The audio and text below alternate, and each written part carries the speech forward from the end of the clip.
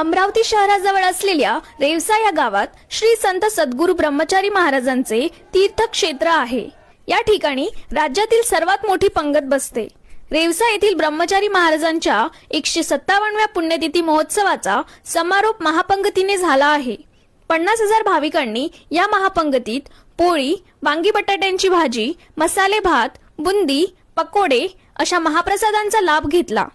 सुमारे 7 एकर जागेवर ही महापंगत एकाच वेळी बसत असते। या महापंक्तीला लागलेल्या साहित्यांमध्ये 22 क्विंटल गव्हाचे पीठ, 5 क्विंटल तांदूळ, 12 क्विंटल वांगी, 4.5 क्विंटल बटाटे, 1.3 क्विंटल बुंदी पकोडे, 2.5 क्विंटल साखर तसेच 12 तेलाचे डबे लागलेत।